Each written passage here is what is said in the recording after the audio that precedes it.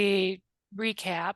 At the last time we met was in December last 2023, and all of you approved a set of recommendations to the county commissioners for our first grant cycle. We approved 6 grants for a total of $1,663,320.00.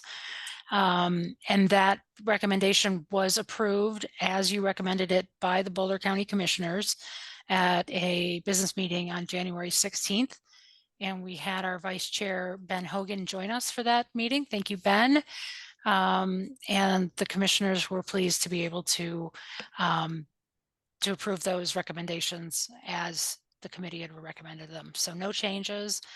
Right now, we are in the process of issuing the grants. The largest grant was just over $1 million, and that was to outfit all of the rural fire protection districts with dual channel radios so that they can communicate with other agencies, whether they're in the mountains or on the plains. That was identified as one of the biggest needs that the agencies that respond for fire protection districts that respond to emergencies had this round. And as we were going into the cycle, we were aware of that. So that $1 million plus one is just a little bit harder to manage from the county standpoint. There's just a lot of extra supporting paperwork that's needed. So that one is just taking us a little longer to get out and about, but the other 5 are moving along well. So tonight we're really getting together to launch the second grant cycle. This one is for the search and rescue and recreational safety services agencies and organizations. So just to recap, if any member of the public is following along, our first grant round went to fire protection districts only. And that's because there was a real pent up desire and need to do a round of funding for our fire protection districts who do emergency response of all kinds and wildfire fighting. This next round is really going to focus on a whole different set of agencies. So that's kind of what this committee is going to be tasked with over the next few months, is identifying the agencies that might be eligible and qualify for a grant this round, and to help us get out to those agencies so that they're aware that these grants are available. Does anybody have any questions at this point? Okay. There was a news release that was sent out that's on the bouldercounty.org.gov website. So if anybody in the public wants to review exactly what the committee approved and how much money is being granted, it's easy if you just go to bouldercounty.gov and search in news. So just to recap, and Dennis, maybe you can walk us through, but these were the things that we came up with at our last meeting as to what to kind of quick hot wash improvements from the first round of grants. What that noise is. Yeah, one of the questions I know some people had, including myself, was how we score the 1 to 5, or just didn't seem to bring much together to me. It's more the discussion stuff that helped identify which grant requests we wanted to approve and how much money. On the other hand, doing something so that we read through all the grant requests and somehow gave them a number was something I know at least some people pointed out was valuable for them, and certainly would be for all of us. There were comments about better descriptors for financial health. I don't know who made those comments, and I can't comment on that. I think it was around being able to assess. We had some questions trying to assess the sustainability and overall financial health, and to what extent do we feel obligated to do that, and how deep do we want to dive, and that kind of thing I think is going to be on the table for this next round.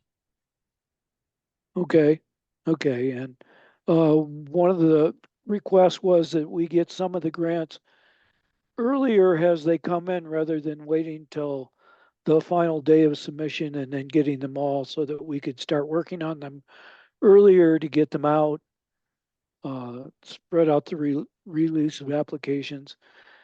And the final item was to just look at the word limits for some of the questions and maybe adjust them up or down uh, based on what we've seen from the fire departments. Yes. Anybody So have anybody anything have to any add? comments or yeah, anything to add? Yeah, Ben.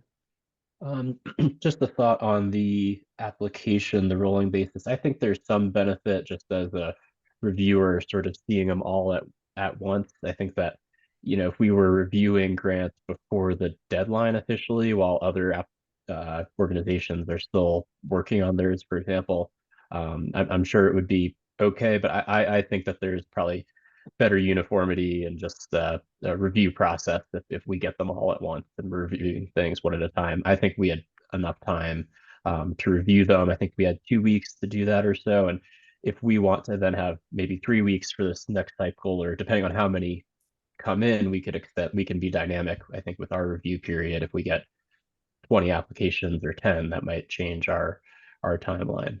So that's just my thoughts on that. And then word limits, I'll comment on that real quick because I think I had brought that up.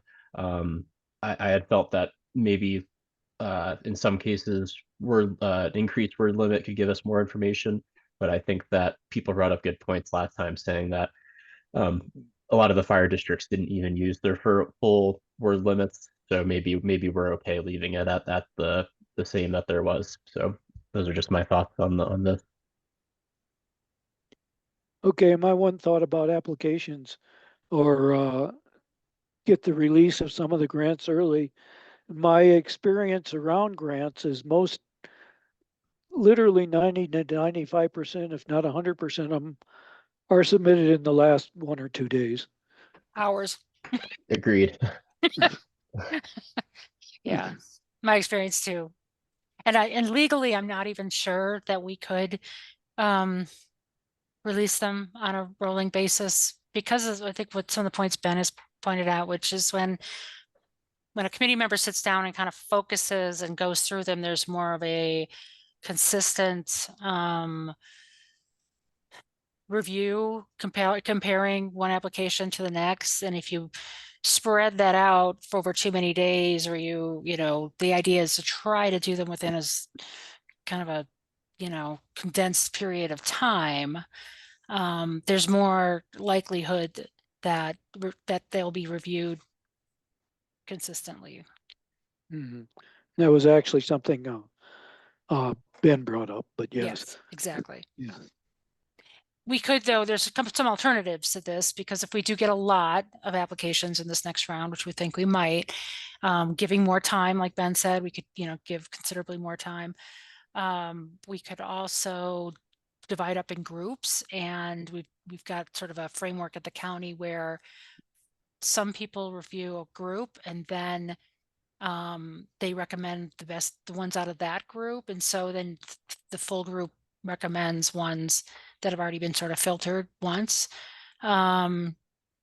So again, maybe there's some ways when we know better what the pool looks like to address how to tackle this, because nobody, we don't want to just get people so fatigued looking at grants. Mhm. That's not Yeah, what we there's, yeah. I know for myself, at some point, my eyes start going fuzzy. Yeah, I think that's true for most of us. Uh, Yeah, so there's still room to talk about that. And yeah, then, Maria, go ahead. oh, Maria, yes, yeah, you're muted.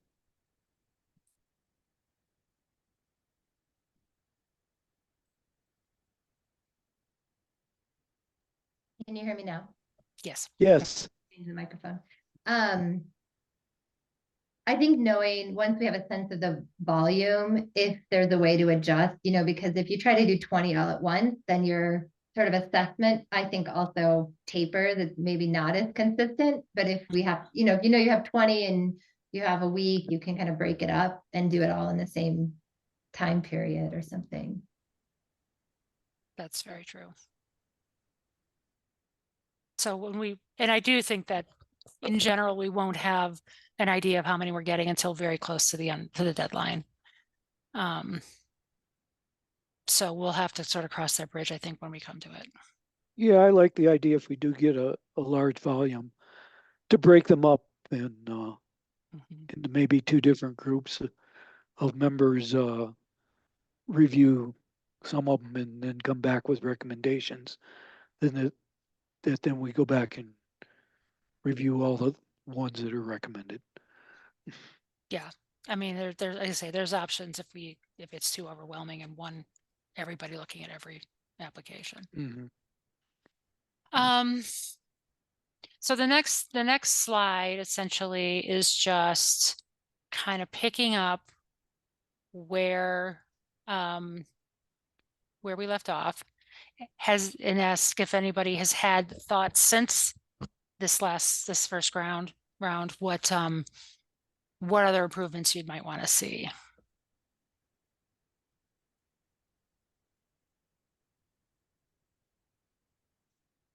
We kind of glossed over scoring and financial health. If people have other comments on those. And part of the homework assignment we're going to give is to give you the actual application and eligibility from last time adjusted to this new round, and ask each of you to spend a little time kind of reviewing it closely and coming back with your comments at the next meeting. So we don't have to Okay. kind of get into too many specifics tonight, but if there was anything that there's sort of a burning thought from last time that folks thought, I mean, one of the things that I think is that we could probably simplify the application, because when it really came down to what we looked at to review and assess, there was a lot of information that maybe didn't need to have been asked for. So that's one thing, is I don't know if people agree or but we are going to be, asking agencies that have, some of them are going to be, shoestring nonprofits and all, to provide information. Or Maria? Yeah, in terms of financial health, I think maybe it wasn't 100% clear, like what are we looking for in financial health in order to give money? Good So point. that might be an area that I would at least look at more closely when we do the review, I seem to remember some conversation around, like, oh, how will they support this? Or will it be, sustainable? And maybe what they're asking for, maybe that's the right question to ask, or maybe it's not to ask, but maybe there's a way to ask a question about, like, what are your plans to financially, support this ongoing? Is it necessary or not? Maybe to ask them to provide a little bit more information about how they see their financial status pairing with this application. That sounds perfectly on target. And if anybody has actual suggestions for wording, I'm all ears.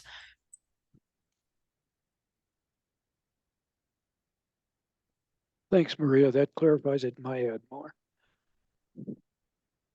I think Maria brings up a really good point, because yeah, we're just sitting there looking at a balance sheet which looks different for each of these, volunteer nonprofits, and we're not really sure how to interpret those, what we're looking for. Maybe I know some people on this committee are more familiar with balance sheets and might be able to infer some stuff than others. But yeah, if there were prompts to get them to tell us what they want us to interpret from that data. Don't have anything off the top of my head, but I think Maria brings up some good points for us to think about. Like, yeah, what is the sustainability of your organization? How will this further your organization's ability to continuously provide service to the county? Something along those terms. We don't have to maybe figure it out this moment. I do think that we should at least require, though. I mean, I know some are going to be in a shoestring budget, but any nonprofit should have at least a balance sheet and income statement. And I do think those should be a minimum requirement to be submitted. Agreed there. That maybe just some prompts for us to help us understand Yeah. that. that sheet. Yeah. Or add a question that they can respond to about how they're going to support support the new equipment or whatever they get. What is the value? So look at the other questions surrounding Yeah, that request for the balance sheet and see if we can. And Yeah, and I think there was a question about what do we actually do with this? So I think that's a really valid question to explore a little more deeply. Barb, I would say requirement of a balance sheet and an income statement, because then that's going to show us their cash flow. Got it. Is that kind of like their annual budget? And we've always asked for. We generally ask for an annual budget, but is this? Budget's going to be different. I mean, that's their budget. Their income statement is effectively their, how do we tell their revenue and their liabilities? And back to the point of how are they going to service this? If, it was for something, can they service the grant of what we're giving them for? The income statement or the P&L is going to tell us more Okay. of a story.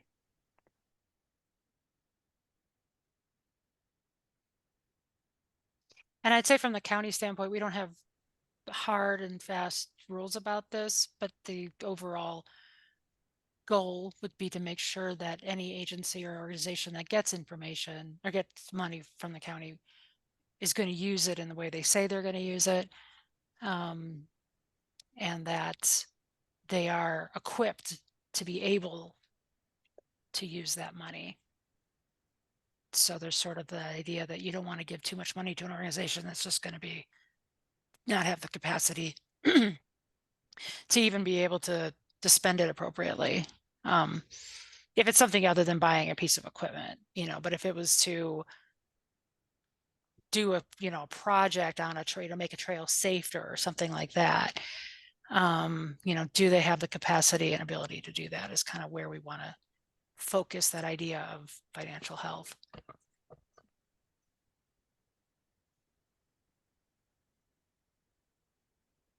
Juliet, you have your hand up? Juliet. Yeah, I think maybe to insist on a point that you made, Dennis, I think it's also about when they ask for a piece of equipment or a specific project, because this is a one-time grant, we need to understand how it's going to be funded in the future, and maybe that's sort of underlying of each of these points. But in the previous round of grants, there were asks that were related to equipment that hadn't been maintained in years for financial reasons. And so I think we want to make sure that this doesn't happen in a way, or that there's like a plan at least consistently to make sure that the equipment also is maintained. And so one thing, if I can just step in for a moment, this round of grants specifically excludes sort of big ticket items or large capital expenditures. It's small grants only.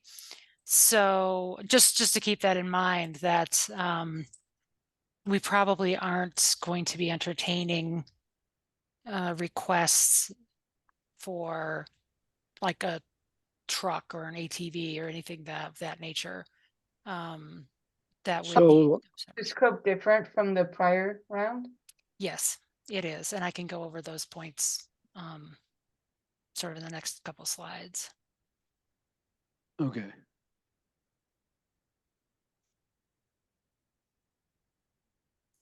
And I actually think that it was considered an appropriate request to bring an under maintained piece of equipment up to speed. That one of the things that this grant program came about was that these agencies haven't had the money to equip or maintain the equipment they need to do their work. So obviously we don't want to get in the business of just repair and maintenance, but if that was truly what they needed the most, and that's where they couldn't find other financial means to do, then it was a completely appropriate request to have made. Just to make sure that we're on the same page about that.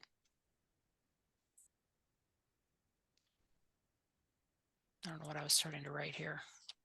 Is there anything I've missed on my list that anybody wants to?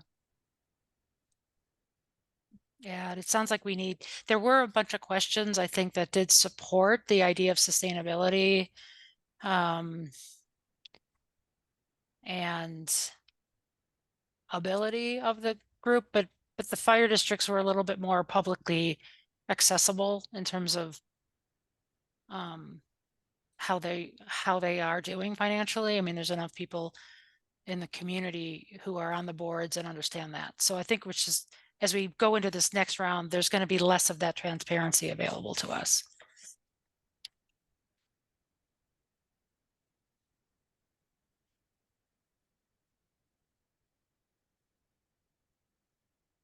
Okay, can we move off of this? Questions, or are there other, so that was just around financial health. Do we have other suggestions that people felt that they didn't quite meet the mark in the last round? Juliet? Yeah, and maybe that's just me, but could we maybe start with the scope? Because that might help us go Sure. through what our suggestions are if it's different from what we went through with the fire districts. Sure. So let me actually switch my screen to the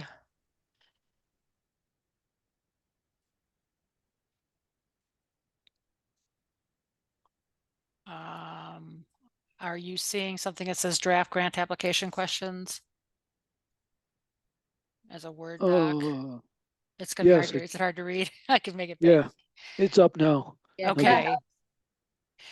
So it's similar in that we're looking for grant proposals that help fill a need or a gap in an organization's effectiveness, but we're, instead of looking at fire protection districts and all the work that they do in emergency response, we're looking specifically at search and rescue organizations and groups that can provide recreational safety services. And this is going to be, and I've got a different slide that I can point to, but the first is sort of the known agencies that dispatch is going to call if somebody gets stuck on one of the flat irons or goes into Boulder Creek and can't, gets in this bad situation, or, some of the Rocky Mountain Rescue, the Boulder Emergency Services, the Front Range Rescue Dogs, the Right. Mounted Patrol, those groups that are kind of on dispatches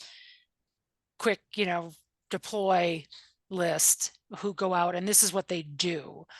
And so they're going to have a more, a budget that we can look at, and also a track record of how and they've performed in Boulder County.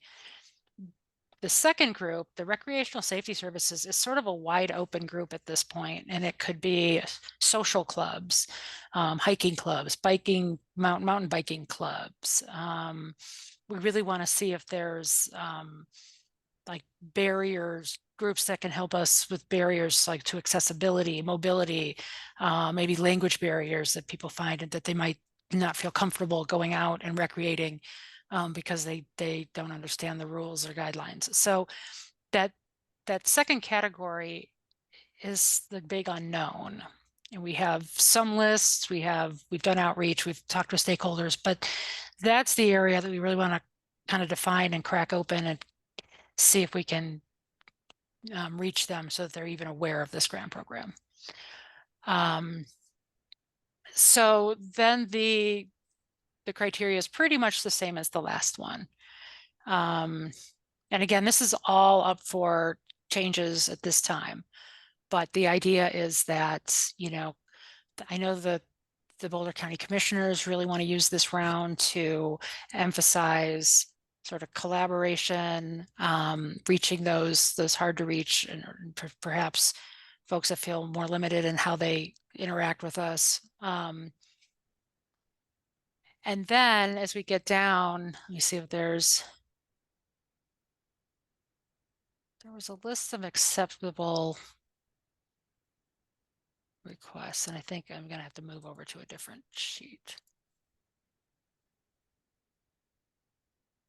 here, just, I'm not sure what everybody's looking at. Does this now say yes, no responses? Did it switch over or no? I'm Not yet. seeing A1 agency organization name Okay, then it didn't at the switch. top. Let me share this other page.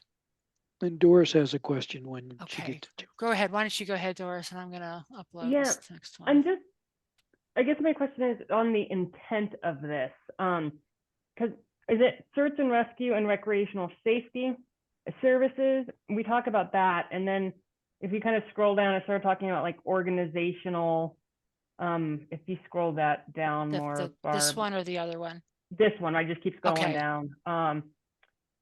Oh, where was it? It started talking about like more organizational, like organizational groups versus like search and rescue and recreational safety. So I guess my question is, what is the intent of this round of funds? Is it really supposed to be for search and rescue groups and recreational safety groups, or is it also going to start being towards like organizations of, I'm just trying to think, underrepresented people, correct, something along those lines. That's a really good question. And I am going to owe you a better definition at the next meeting because there's still some sort of debate as to who all does qualify in this round. But I would say that we're leaning towards it falling into those two hoppers of search and rescue and recreational safety. But to the extent that there are groups out there that want to help and participate in those activities, that's where I think our challenge is going to be, is making sure we don't just sort of reach out to the low-hanging fruit, the agencies and organizations we already know. So it wouldn't be about, encouraging a social group to get on our trails more, but it might encourage the social group to put in an application that says, this particular area is really bad for wheelchairs, or there are safety concerns I have about XYZ, and our group could help facilitate making that safer, something of that nature. So it's really less about it definitely is not to just encourage more use of our open space. We have plenty of resources to do that, but it is about inviting to the table groups that may not have felt that they were welcome before, or and they may have some ideas that we haven't thought of yet that could lead to more safe recreation and not just recreation in general. Barb, And- it seems to me, I know of an organization that specializes in training women of color, BIPOC women in search and rescue, along with a number of other activities. So I think like that's another way to think about maybe this That's a good point. grant Yeah. round is, they might request funding for things they need to expand that training so that there are people so that your search and rescue community also mirrors the community of users and recreators, so that people, there's a mix of experiences. Excellent. That's exactly, thank you, Maria, because that's I think exactly the kind of group that we would like to make sure is aware of this grant program.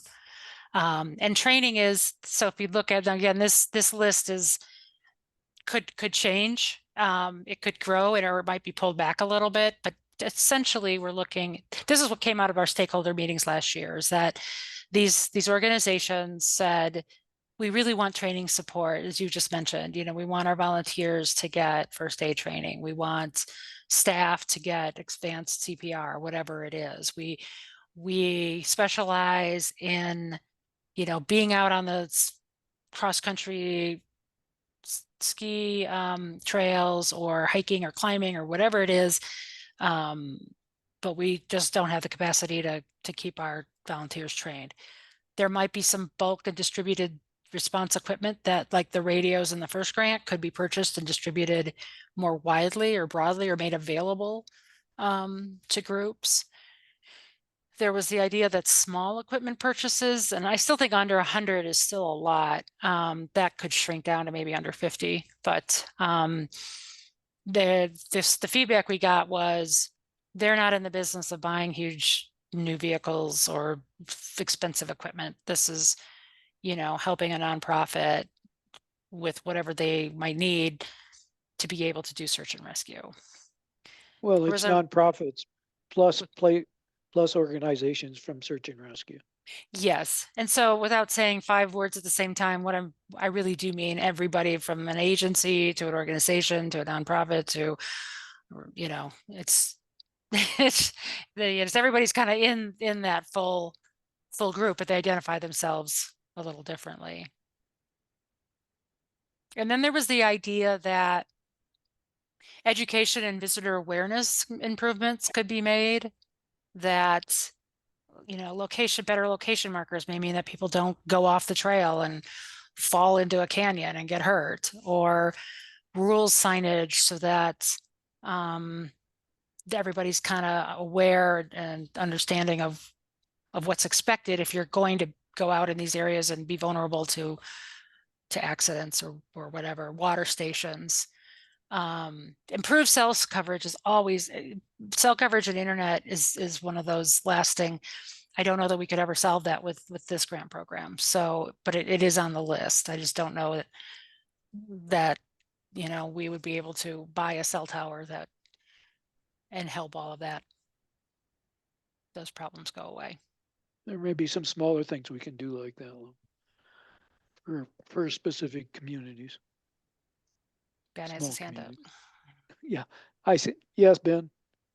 It's an interesting group that we're soliciting here. I think I could anticipate conversations running around where we are considering applications from pretty established organizations within the county. Barb had mentioned some of those, but they're very established. They have large operating budgets, and they do things like plucking people off a flat iron when they're stuck, and maybe, and in this site, in this group, we could then be comparing it to, say, something like the example Maria was giving, where we're funding underrepresented people in the community, and those seem like a little less apples to apples type comparison things here, and I think that just could lead to maybe some difficulty in our ability to compare those two things and assess grants.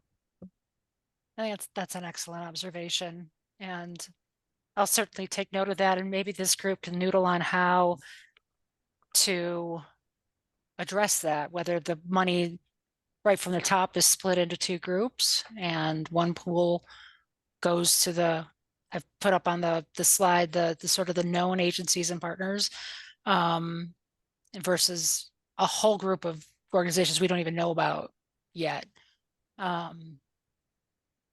Sort of like we did. I mean, I think there's not a desire to do 3 separate grant rounds. I think that's just, it just kind of dilutes the pools altogether, and that the idea is these groups do similar things just in a very different fashion. Like I think the ones on the known side are more a formal agreement. They all have some formal arrangement with the sheriff's office, for example. The ones on the right would have no formal agreement or status with the sheriff's office. So, I mean, that's how we could kind of divide the pools. The question is, now this pool is probably going to be, from what my first estimates are from the commissioners, about 500,000. So we have a much smaller pool to work with than the first round. So we're already down at 1/3 of what we gave out the last time. And we're probably gonna get more applications. So I do think that this round is going to be more, but smaller grants. Could you say a little bit more about why you're thinking we would split the fund? I'm not sure if it's necessary, but I don't fully understand the issue, I don't think. I guess I was addressing Ben's question about how this is a little bit apples to oranges if you compare the left side to the right side. And so do we look at them all tossed into one bucket and try to figure that out? Or do we sort of separate them in the beginning and say, okay, we are going to look at a specific pool that would just be assigned to these more official known search and rescue agencies, and then a second bucket that goes to this other pool? Yeah, I guess my concern there would be we perhaps unintentionally be funneling funds to sort of the known parties and potentially reducing our ability to uplift and support organizations or groups that could start to address some of the other needs of the program that aren't already covered by sort of these strong known players. It seems like, yeah, potential to, I guess, favoritism comes to mind. I know it's not that we're like friends necessarily with these groups, but it might be counterproductive to some of the other goals. Would it look different to you, Maria, if instead of, we don't put a dollar sign to them, but we evaluate them in two different pools? And for the initial round, not obviously for the final, but I think the challenge, I think what we're kind of, well, the point that's been raised is that can we look at each one of them the same, or is there sort of a different subset? There was another Criteria. subset at the beginning, right? That it was, we're looking at funds for 2 areas, and that's different than this breakdown. So maybe it's on the first. But this slide. would be sort of the same, well, It said like search and rescue. and recreational safety services. Yeah, Yeah. so I don't know if that's a way to separate them. What do the others think about that? Because then we could just do search and rescue on one side and recreational safety services on the other. Does that mean that some of the things from the left move to the right? Yes. I don't have specific names for you, but I know that there's sort of a cross-country alpine ski group that's up near Netherland, or kind of goes behind Eldora to where the people cross-country ski Right. and does some rescue, but their whole thing is really search and rescue. But they have a different mission than the other search and rescue. They're not on sort of on the hook to go out and do this at the request of the sheriff's office in the same way that the other agencies are. This is a great discussion, by the way. I want to make sure I note that this is exactly what I think what the struggle is going to be with this second round. Yeah, and I agree with Maria's point. We don't want to like say if we have 500K, 250K goes towards STAR and 250K goes towards other organizations, and then we have 2 STAR organizations apply and 30 others, right? I agree with that. I think that's what we wouldn't want to happen as a result of this. Plus, I think very specifically, I'm representing the sort of accessibility community.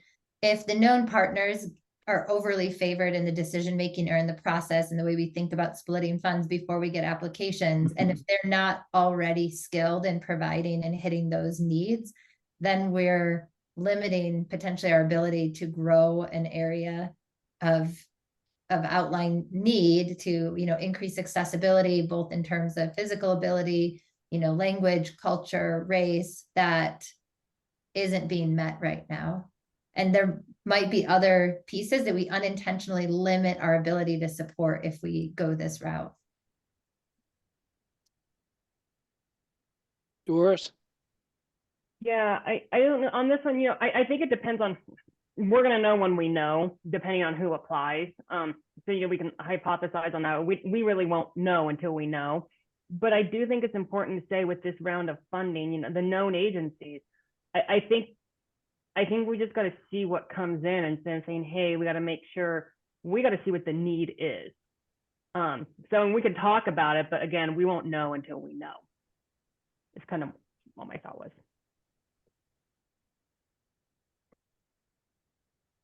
And just to clarify that what I'm using as known agencies is really, again, a formal agreement with the sheriff's office to go out and perform search and rescues. It's not that they get favored because we know who they are.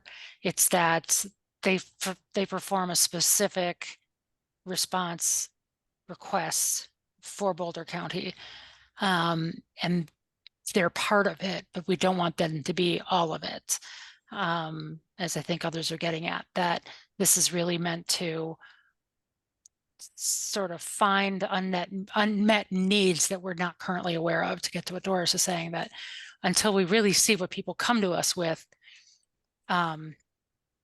it's not possible to determine right now what's going to be asked for and how the committee is going to respond.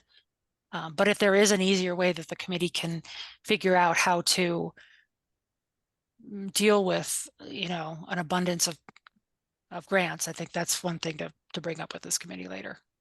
Juliet? Yeah, and I think that's where it's important that we went through this before going maybe deeper into the discussion on scoring, because we also going to have to score very different impacts here that are not going to be about financial health, etc. But it seems like on the left-hand side, we purely have sort of rescue activity, and then the other potential organization, which are more, from what I see on this list, and again, without having the names of the groups, it's more complicated, but more almost like safety in a sense of prevention. And so we're going to be grading very different impacts. And I don't know how we reconcile that effectively in our scoring sheet. Yeah, that's a good point. It's sort of whereas before we had some issues with one fire department asking for 4 things and another asking for just 1. I think that could also be a problem at this one, but certainly the range of what agencies or organizations offer is going to be very, very different.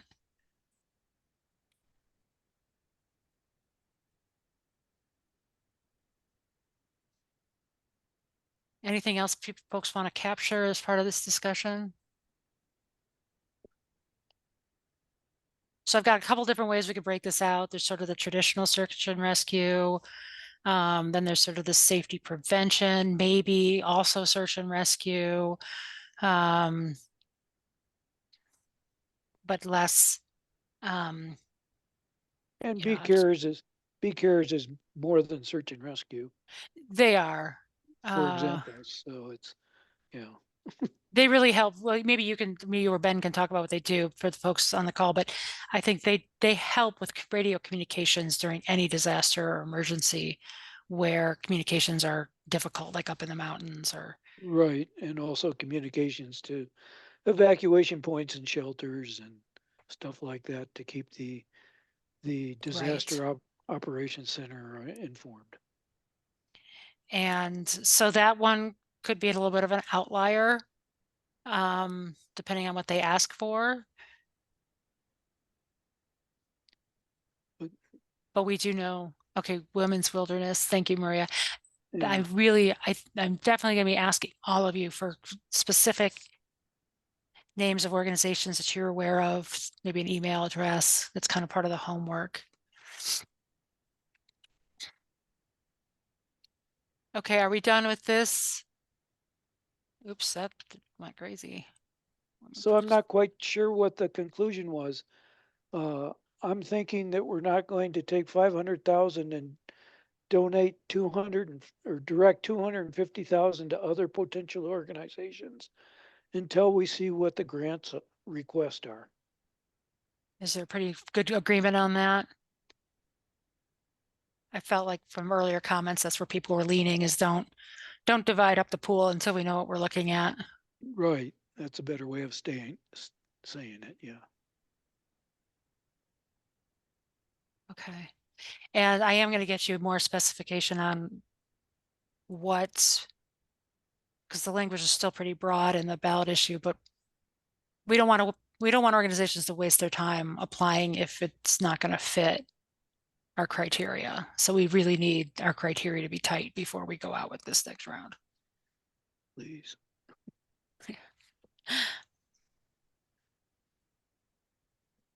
Okay.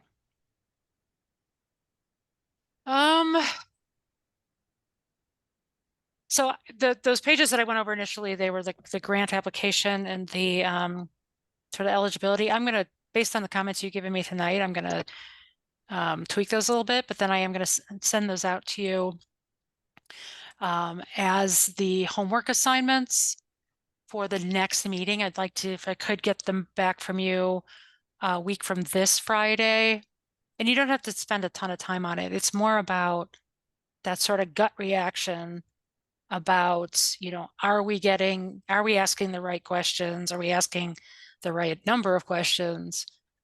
Are we getting at what we ultimately want to get at? So those two documents I'm going to send you. One is draft application. The other is a scoring criteria, knowing that scoring criteria I've heard we won't finalize until we have the grants in.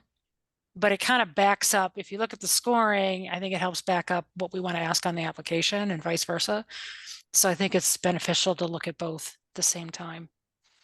And then I will gather all of your comments, and then we can take those. I'll give them to you before the next meeting, but we'll discuss them at the next meeting about what changes we might want to make. And then sort of an ongoing ask is just that outreach, like Maria just gave you wilderness women or women's wilderness.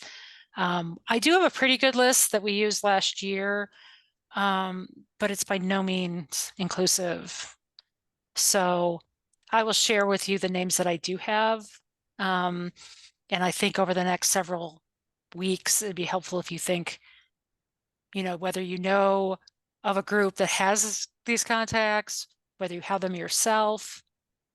And then the last thing, and we'll probably cover that in the March meeting, is the outreach strategies and ideas for reaching beyond the groups that are easier to identify. So the county has, you know, some ways we can do that. We've got a pretty big e-news blast we can do. We can use our website. We can use social media. But if you all have the capacity to add to that and, you know, help us get the word out. Barb, I put it in the chat. I don't know if it's someone on this board could do this, or if it's more in your realm. Is it possible to reach out to the Daily Camera to do a story, since it is for Boulder Sure. County? Yeah, absolutely. We can do that for sure. They did a nice article on the grant round that we just issued. So I would hope they would be interested in the second round, because it is different, because it's unique, you know, it's our first time reaching out to a new group. Be important to include the Longmont paper in that too. Yeah, they're all owned by the same company, but we do. Right, Prairie Mountain. Yeah. I speak regular. Well, yeah, Prairie Mountain, exactly. I speak regularly with the Netherland paper.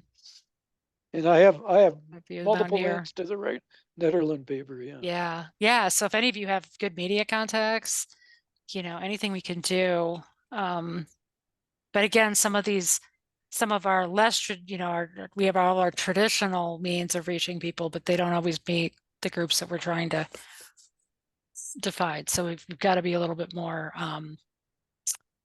you know, work a little harder in areas that we don't normally do to reach out to groups. Yeah, we do need clarification, Barb, Yeah. on what the qualifications are, which groups will qualify. Yes. And I will have those for you by the next meeting. Okay. So I hope so. Anyway, I'm hoping that the county attorney's office will help me to define and refine what we need to get this next grant cycle launched. So then we have the next meeting, which is in 2 weeks. So we'll go over, I'll come back to you with, or if I know sooner, I'll let you know the criteria. We can kind of finalize more of our questions and applications.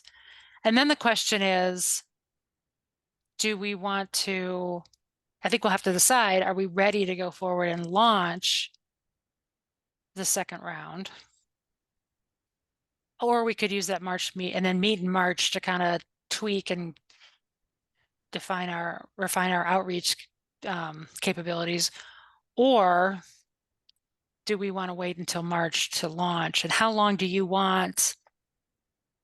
I'd like to have this application out there longer than we did with the fire districts. I think we gave the fire districts a month, but I'd like to give this group, this next group, at least 6 weeks. Yes. And I know we're gonna, as we run in closer to the summer, we're gonna have committee members that have vacation plans and all. I'd like to at least get that meeting in April on the books. So, and then we'll have to pick, and that could be a review meeting. It depends kind of on timing, but I think Dennis, you and I talked about having another 2 review meetings when we have grants in hand. Mm-hmm. As it took us 2 meetings through the first cycle to kind of boil it down to a conclusion. I'm guessing this may take 3 meetings, but certainly 2.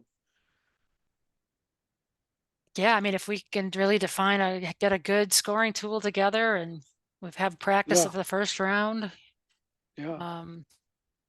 anything we can do to make it more efficient. And please, anybody who's, been through grant rounds like this before, I am looking at a software package that is going to be better for reviewers, in particular for all of you to use, which I think would be a major improvement. So I'm hoping to be able to use that for the second round.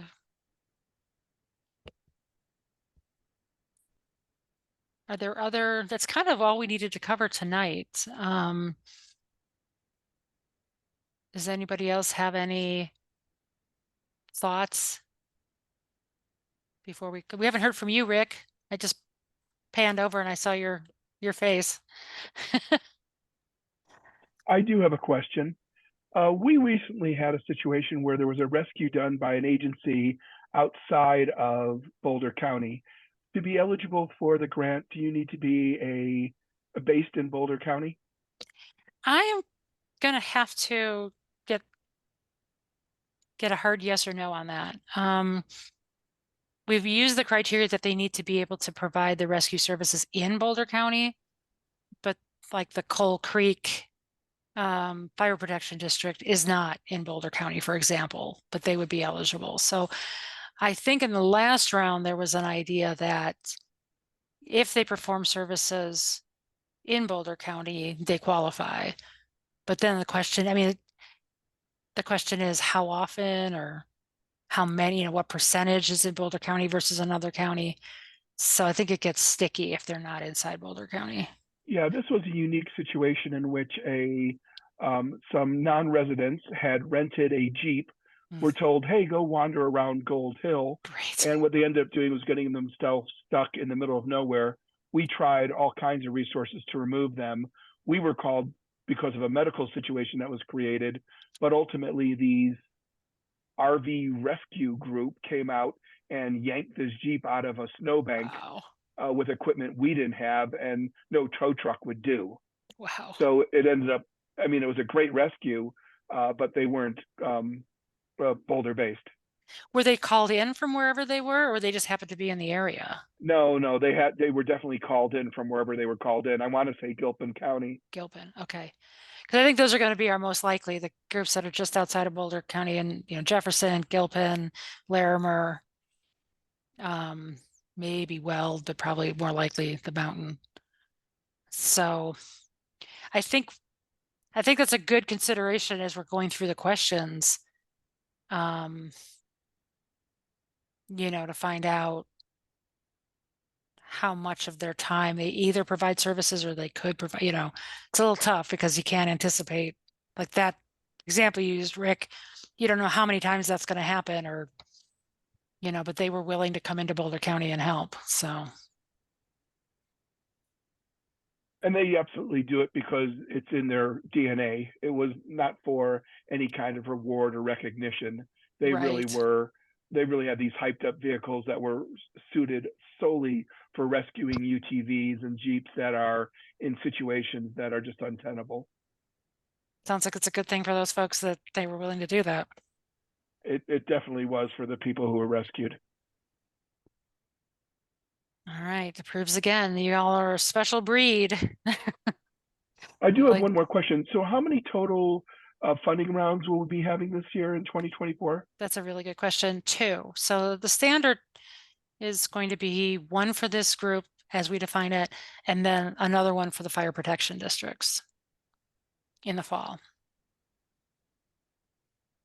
There is some discussion, and that I'm not really ready to go into right now because it's still being talked about, but there may be, you know, in the coming years, the idea that more money is lumped in, but then 2 years of grants are used up for bigger expenditures.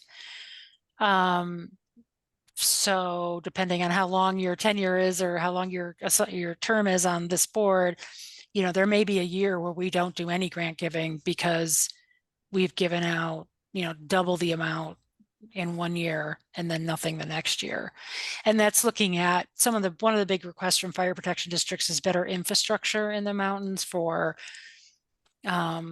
communicate, you know, using these radios and being able to really communicate better, needs better equipment that is shared across the region, but it's got a much bigger price tag. You know, for instance, just out one of the weakest areas in the county is up near Allen's Park and sort of Raymond Riverside in that area. There was a quote to get them up to speed would be about $4 million. So, you know, that could be two rounds for fire protection districts all wrapped into one. So as we go through it's pretty clear we just wanted to do the 2 cycles this year, sort of get experience with this next round, and then there's pent up need from the fire districts who didn't apply this last time, kind of give them a fair share attempt to get some money. But then I think 2025, 2026, it's a little bit more open to a different cycle.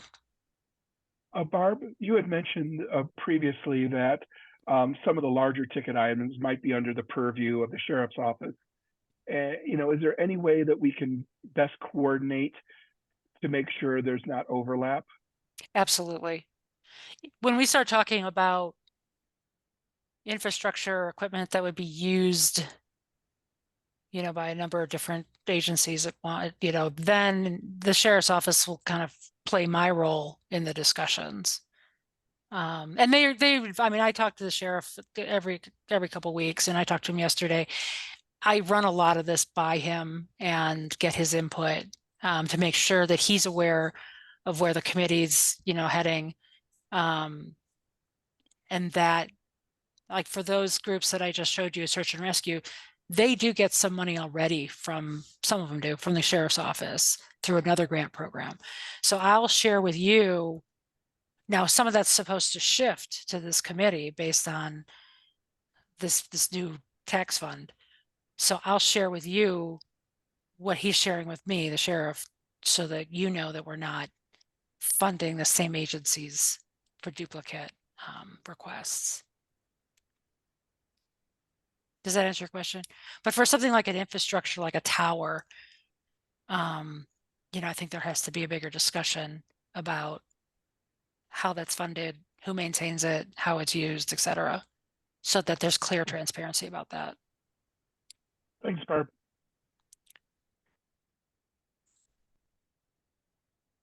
Anything else?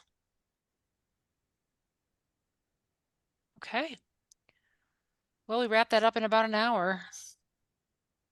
Dennis, do you want to say any farewell words? See you all in 2 weeks. Yeah, and I'll look for an email from me by the end of this week, but I'm going to try to get it out to you tomorrow or Thursday about those homework assignments. And please remember your homework assignments. Yeah. Thank Thanks, you. Barb. Thanks, Dennis. Yeah, thank you all. Thank See you in a you. couple of weeks. Bye-bye.